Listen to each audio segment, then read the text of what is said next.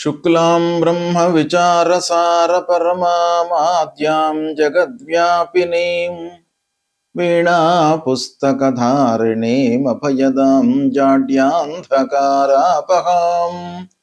హస్తే స్ఫాటికమాలికాం విదదతీం పద్మాసనే సంస్థితాం వందే తాం పరమేశ్వరీం భగవతీం బుద్ధిప్రదాం శారదాం. శ్రీ మహాగణాధిపతయే నమః. శ్రీ మహాసరస్వత్యై నమః. శ్రీ గురుభ్యో నమః.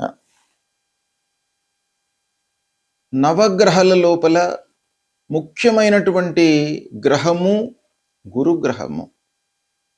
గురువు అనుకూలంగా ఉన్నప్పుడు జన్మ జాతక చక్రంలోనే కానివ్వండి, గోచార రీత్యా కానివ్వండి, గురు మంచి స్థానాలలో సంచరిస్తున్నప్పుడు అద్భుతమైనటువంటి ఫలితాలు ఆ జాతకుడికి సంతరించుకునేటువంటి అవకాశాలు ఉంటాయి. కనుక గురువు యొక్క ప్రభావము చాలా ఉంటుంది. ఆ గురువు ముఖ్యంగా సంపూర్ణ శుభగ్రహము, అంటే స్వయంగా శుభగ్రహమైనటువంటి ఆ గురువు యొక్క దృష్టి కానివ్వండి, కారకత్వం కానివ్వండి, గోచార రీత్యా ఉంటున్నటువంటి స్థానము రీత్యా కానివ్వండి, మనకు ఫలితాలు అనేటువంటివి ఆ జాతకుడికి చాలా ఎఫెక్టివ్గా ఉండేటువంటి అవకాశాలు ఉంటాయి. కనుక గురువు ఏ స్థానాలలో సంచరిస్తున్నాడు, ఇప్పుడు గురువు యొక్క ఎఫెక్ట్ ఎలా ఉంది ద్వాదశ రాశుల వారికి అనే విషయాన్ని మనము తెలుసుకునే ముందు, గురువు ఉత్తమమైనటువంటి ఫలితాలను సాధారణంగా 2, 5, 7, 9, 11 స్థానాలలో గోచార రీత్యా సంచరిస్తున్నప్పుడు శుభ ఫలితాలను ఇస్తాడు. 3, 4, 10 స్థానాలలో సంచరిస్తున్నప్పుడు మధ్యమమైనటువంటి ఫలితాలను ఇస్తాడు. 6, 8, 12 స్థానాలలో సంచరిస్తున్నప్పుడు దుష్ప్రభావాన్ని చూయిస్తాడు. జన్మస్థానంలో సంచరిస్తున్నప్పుడు కూడాను కొన్ని విషయాలను మనం దృష్టిలో పెట్టుకొని మధ్యస్థమైనటువంటి ఫలితాలు ఇచ్చే అవకాశాలు ఉంటాయి. అంతేకాకుండా గురువు యొక్క ఫలితాన్ని మనము క్రోడీకరించి చూడాలి. ఎలానంటే, గురువు సంపూర్ణ శుభగ్రహం, గురువు యొక్క కారకత్వాలు, అంటే గురువు సాధారణంగా మనకు ఏ ఏ విషయాలపై ప్రభావాన్ని చూపిస్తాడు అనే విషయాన్ని మనం చూసినట్టయితే, ధనము, జ్ఞానము, విద్య, సంతానము, ధర్మకార్యాలు, అదృష్టము, చదువు, తర్వాత స్త్రీలకు వివాహము, సంతానము, ఇలాంటి ఎన్నెన్నో విషయాలపై గురువు యొక్క ప్రభావం ఉంటుంది. ఇవన్నీ కూడాను గురువు యొక్క కారకత్వాలు. అంతేకాకుండా కారకత్వంతో పాటుగా గురువు సంచరిస్తున్నటువంటి స్థానం కూడాను ప్రబలంగా మనం లెక్కలోకి తీసుకోవాల్సి వస్తుంది ఫలితాలు చెప్పే సమక్షం లోపల. ఆ స్థాన బలం కూడాను ఉండాలి. అంటే కారకత్వము, స్థాన బలము కలిసినట్టయితే శుభప్రదమైనటువంటి ఫలితాలను ఆ గురువు ఇస్తాడు. అయితే విరుద్ధ స్థానాలలో సంచరిస్తున్నప్పుడు, అంటే అశుభ స్థానాలలో సంచరిస్తున్నప్పుడు గురువు నైసర్గికంగా స్వభావరీత్యా శుభగ్రహం గనక మిశ్రమ ఫలితాలను ఇచ్చేటువంటి అవకాశాలు ఉంటాయి. కాబట్టి గురువు సాధారణంగా ఏ స్థానంలో ఉన్నప్పటికీ ఎంతో కొంత మనకు మేలు చేసేటువంటి అవకాశాలే ఉంటాయి అనేటువంటిది మనకు శాస్త్ర వచనం గనక గురువు యొక్క ప్రాధాన్యత చాలా ఉంది. అయితే ప్రస్తుతము గురువు మిథున రాశిలో సంచరిస్తున్నాడు. మిథున రాశి అంటే బుధుని క్షేత్రంలో సంచరిస్తున్నాడు. బుధుడు గురుగ్రహానికి సముడు, అంటే గురువు బుధుడికి శత్రువు, బుధుడు గురువుకు సముడు అన్నమాట. అంటే సమశత్రుత్వము కలిగినటువంటి రాశి లోపల గురుగ్రహము సంచారము చేస్తున్నాడు. పునర్వసు నక్షత్రంలో 1వ తారీఖు, అంటే 1 జూన్ 2026 వరకు సంచరిస్తున్నాడు. దీన్ని దృష్టిలో పెట్టుకున్నట్టయితే మనకు 12 రాసుల వారికి ఎలాంటి ఫలితాలు ఉంటాయి అనేటువంటి విషయాన్ని మనం తెలుసుకుందాం. మకర రాశి వారికి గురు గోచారం ఎలా ఉందో తెలుసుకుందాం. మిథున రాశిలో 1 జూన్ 2026 వరకు గురుగ్రహము సంచరిస్తున్నాడు. గురువు మిథున రాశిలో సంచరించడము మకర రాశి వారికి షష్టమ స్థానం అవుతుంది. అంటే 6వ స్థానంలో గురువు సంచరించడము ప్రతికూలం, దుస్థానంలో సంచరిస్తున్నాడు. అంటే గురువు యొక్క సంచారము ప్రతికూలమైనటువంటి ఫలితాలను ఇస్తుంది. అయితే సంపూర్ణ శుభగ్రహము 6వ స్థానంలో సంచరిస్తున్నాడు. ఇది కొంతవరకు కలిసి వచ్చేటువంటి అంశం. ఇకపోతే ఈ 6వ స్థానం మూలకంగా, అంటే 6వ స్థానము ఎలాంటి ఫలితాలపై ఎక్కువగా మనకు ప్రభావాన్ని చూపిస్తుంది అని అంటే ఆరోగ్యము, శత్రువులు, గిట్టని వాళ్ళు, రుణాలు, అప్పులు తీసుకోవడం మూలకంగా మనము ఇబ్బంది పడడము, ఇలాంటి వాటిపైన ఎక్కువగా మనకు ఫలితాలు ఉంటాయి.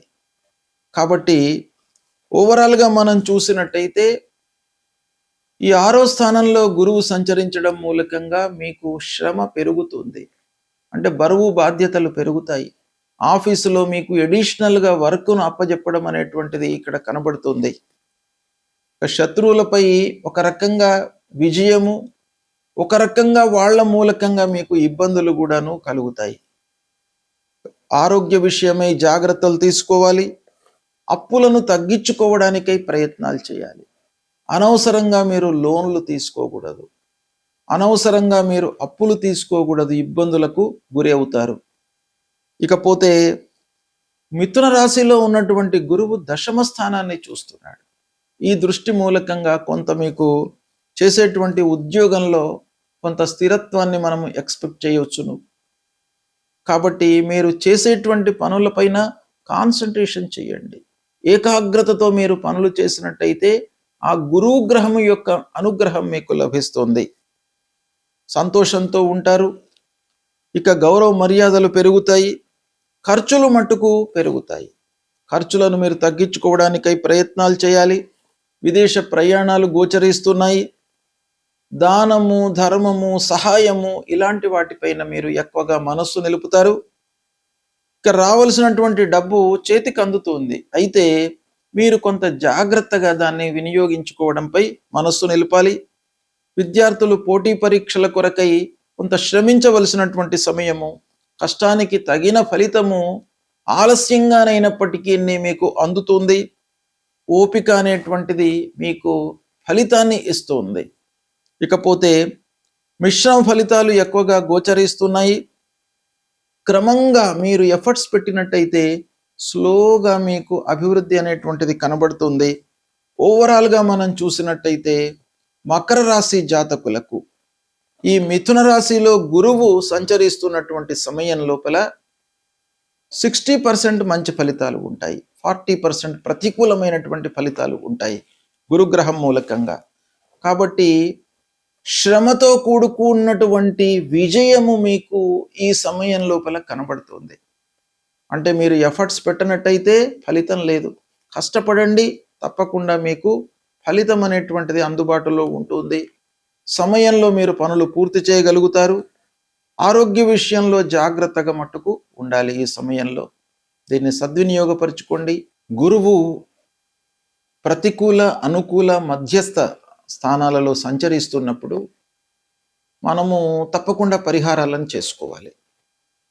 సాంప్రదాయ జ్యోతిష్యం ప్రకారంగా ఆధునికంగా మనము చూస్తున్నటువంటి అన్ని విషయాలను మనము దృష్టిలో పెట్టుకున్నట్టయితే శుభస్థానాలలో సంచరించడము, శుభ దృష్టి ఉండడము, గోచార రీత్యా అనుకూలమైనటువంటి స్థానాలలో సంచరించడము, కారకత్వాలు, వీటన్నిటిని కూడాను మనం దృష్టిలో పెట్టుకున్నట్టయితే శుభ అశుభ స్థానాలు, పరిహారాలు, వీటిని మనము నిర్ణయించుకొని గురువుకు సంబంధించినటువంటి విషయాలలో మనం పరిహారం చేసుకోవాలి. ముఖ్యంగా ఏంటంటే ద్వితీయ, పంచమ, సప్తమ, నవమ, ఏకాదశ స్థానాలలో మంచి ఫలితాలను ఇస్తాడు గురువు. అంటే గోచార రీత్యా ఈ స్థానాలలో సంచరిస్తున్నప్పుడు శుభ ఫలితాలను ఇస్తాడు. శుభ ఫలితాలను ఇస్తున్నప్పుడు ఆ గురువును మనం పూజించడం మూలకంగా ఏకాగ్రత కలిగేటువంటి అవకాశాలు ఉంటాయి. అంటే గురువుల యొక్క ఇంకా అనుగ్రహం పెరగడానికై మనం చేయాలి. ఇక 3, 4, 10 స్థానాలలో సంచరిస్తున్నప్పుడు మధ్యమమైనటువంటి ఫలితాలను ఇస్తాడు. ఈ మధ్యమమైనటువంటి ఫలితాలను ఇస్తున్నప్పుడు గురువుకు సంబంధించినటువంటి స్తోత్రాలు పారాయణాలు చేసుకోవాలి. ఇక ముఖ్యంగా అరిష్ట స్థానాలు దుస్థానాలలో సంచరిస్తున్నప్పుడు మట్టుకు మనము తప్పకుండా పరిహారాలను చేసుకోవాలి. అవి ఏ స్థానాలు అని అనంటే షష్టమ స్థానము, అష్టమ స్థానము, ద్వాదశ స్థానము, జన్మస్థానము. ఈ 4 స్థానాల లోపల కూడాను మొదటి 3 స్థానాలు ముఖ్యంగా 6, 8, 12 ఈ స్థానాలలో సంచరిస్తున్నప్పుడు గురువు ప్రతికూలతనే ఎక్కువగా ఇచ్చేటువంటి అవకాశాలు ఉంటాయి. అయితే స్థానము ప్రతికూలమైనప్పుడు గురువు సహజంగా శుభగ్రహం గనక సహజ శుభగ్రహము ఏ స్థానంలో ఉన్నప్పటికీ మనకు 40% వరకు మంచి ఫలితాలను ఇచ్చే అవకాశాలు ఉంటాయి. ఇక స్థాన ప్రభావం మూలకంగా ±40% ఫలితాలను ఇచ్చేటువంటి అవకాశాలు ఉంటాయి. ఇక దృష్టి మూలకంగా మనకు ±20% ఫలితాలను ఇచ్చే అవకాశాలు ఉంటాయి. ఈ విధంగా దీన్ని క్లాసిఫై చేసినట్టయితే దుస్థానాలలో ఉన్నప్పుడు మట్టుకు తప్పకుండా పరిహారం చేసుకోవాలి. ఏం చేయాలి అని అంటే ప్రథమంగా సద్గురువులను సందర్శించుకోవడము. గురువు త్రిమూర్తి స్వరూపుడు కాబట్టి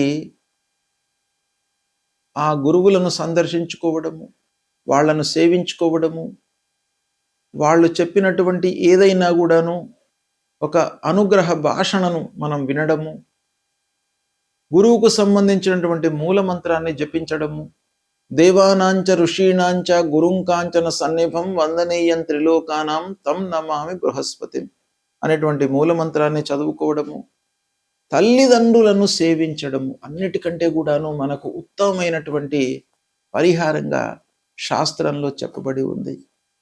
తల్లిదండ్రులు ప్రథమ గురువులు, తల్లిదండ్రులు ప్రథమ దేవుళ్ళు, అన్ని విద్యా బుద్ధులు అన్నీ కూడాను మనకు ఇచ్చి మన జీవితాన్ని నిలబెట్టినటువంటి వాళ్ళు తల్లిదండ్రులు. కాబట్టి తల్లిదండ్రులకు మీరు సపర్యలు చేయడము, వాళ్ళ గురించి తెలుసుకోవడము చేసినట్టయితే తప్పకుండా మీకు ఆ గురువు యొక్క అనుగ్రహం లభిస్తుంది. కనుక ప్రతి వాళ్ళు కూడాను 6వ స్థానము, 8వ స్థానము, ద్వాదశ స్థానము అంటే 6, 8, 12, 1 ఈ స్థానాలలో సంచరిస్తున్నప్పుడు మీరు తల్లిదండ్రులను సేవించండి. వాళ్ళ యొక్క అనుగ్రహం మీకు లభిస్తుంది. తద్వారా మీకు గురువు మూలకంగా కలిగేటువంటి ప్రతికూల ఫలితాలు మీకు శాంతి చేయబడతాయి, తగ్గుతాయి, తక్కువ మోతాదులో మీకు అనుభవంలోకి వస్తాయి. వాళ్ళ యొక్క అనుగ్రహం లభిస్తుంది. ఇది మీరు పాటించండి, శుభ ఫలితాలను పొందుతారు. శుభం.